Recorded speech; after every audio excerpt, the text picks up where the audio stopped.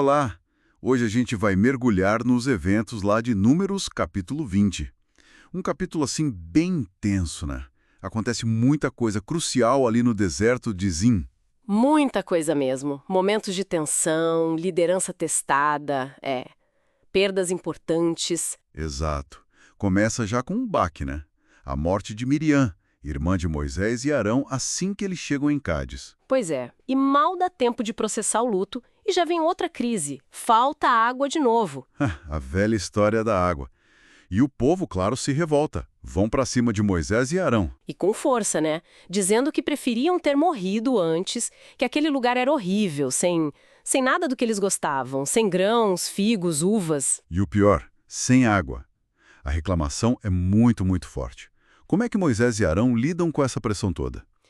Bom, eles fazem o que costumavam fazer nesses momentos, né? Vão buscar a Deus na entrada da tenda do encontro. Certo. E a instrução divina vem. É bem clara, aliás. Deus fala para Moisés pegar a vara, aquela vara que ele já tinha usado antes, reunir o povo, junto com Arão, e a ordem específica é falar com a rocha. Só falar, para ela dar água. Falar com a rocha. Interessante. Sim. E Deus promete que vai sair água suficiente para todo mundo, até para os animais. Moisés pega a vara, tudo certinho até aí. Mas, Sempre tem um mas, né?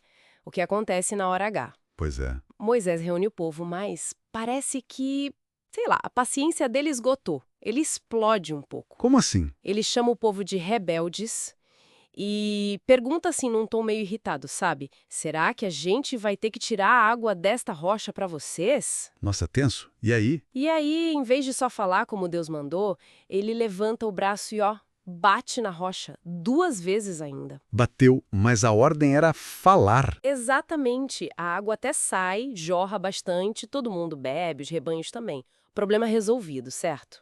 Aparentemente sim, mas pela sua cara não foi bem assim. A água saiu, mas o jeito como saiu, a forma teve consequências sérias.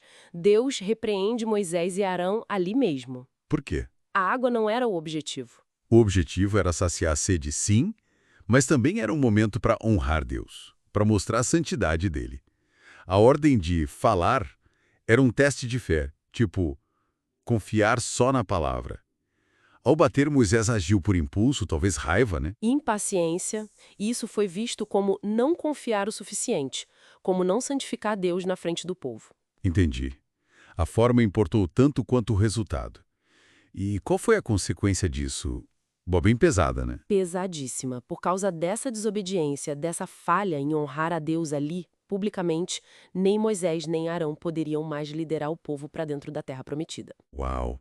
Perderam o privilégio de completar a missão. Exato. Um momento definidor.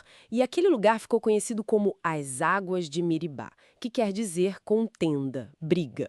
Para lembrar que ali o povo brigou com Deus. E ali Deus mostrou sua santidade, até no julgamento da liderança. Que história! E o capítulo não para por aí, né? Depois dessa crise interna, vem o desafio externo. Isso. Eles precisam continuar a jornada e a rota ideal passaria por Edom.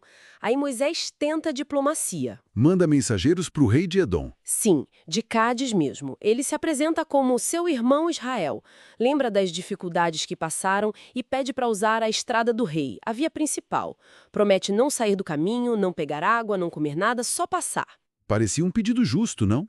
Afinal, eram irmãos, descendentes de Esaú e Jacó. Pois é, mas a resposta de Edom é um não bem direto e hostil. Ameaçam atacar com espada se Israel tentar cruzar. Nossa, que recepção! E Israel ainda insiste. Oferece pagar pela água se precisassem beber. Dizem é só passar a pé. Mas Edom não cede. Pelo contrário, O que eles fazem? mobilizam um exército enorme e poderoso para impedir a passagem na marra. Aí não teve jeito. Israel teve que dar a volta, procurar outro caminho. Mais um obstáculo. Complicado. Tiveram que contornar Edom. E para onde foram? Eles seguem viagem de Cadés até o Monte Or, que fica ali na fronteira de Edom. Monte Or. Ali também acontece algo bem significativo, né? Sim, muito significativo. É ali que Deus avisa Moisés e Arão. A hora de Arão chegou. Ele vai morrer ali. Também como consequência de Meribá. Também, a sentença dada em Meribá se cumpre ali para Arão. ele também não entraria na terra prometida. Deus instrui Moisés a levar Arão e o filho dele, Eleazar, para o alto do monte. E o que acontece lá em cima? Acontece a sucessão. Moisés, seguindo a ordem divina, tira as vestes sacerdotais de Arão. As vestes de sumo sacerdote? Exato. E veste Eleazar com elas. É a passagem oficial do cargo ali, no topo do monte. E logo depois, Arão morre. Que momento solene e triste ao mesmo tempo? Muito. Moisés e Eleazar descem do monte. Quando o povo fica sabendo da morte de Arão, aí começa um luto oficial. 30 dias de luto por ele. Uma transição importante, finalizada. Nossa, que capítulo denso esse Números 20. Começa com a morte de Miriam, tem a crise da água, a falha de Moisés e Arão com aquela consequência terrível, a recusa de Edom, e termina com a morte de Arão e a sucessão de Eleazar. São marcos muito fortes na jornada. Sem dúvida.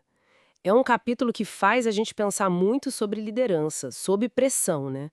Como a frustração, o cansaço podem levar até os líderes mais experientes a agir de forma impulsível. É verdade. Aquele momento da rocha. Exato. Mostra que o como se obedece, às vezes, é tão vital quanto o que. A desobediência no método, mesmo que o resultado aparente, a água, tenha vindo, mudou destinos. Muda tudo para eles. Muda. Levanta a questão da responsabilidade enorme de quem lidera, especialmente em representar a confiança e a santidade de Deus, né? Mesmo quando tudo parece dar errado ao redor, fica a pergunta, talvez, como é que a gente, nas nossas próprias áreas de responsabilidade, equilibra a pressão por resultados com a importância de agir da maneira correta, com integridade?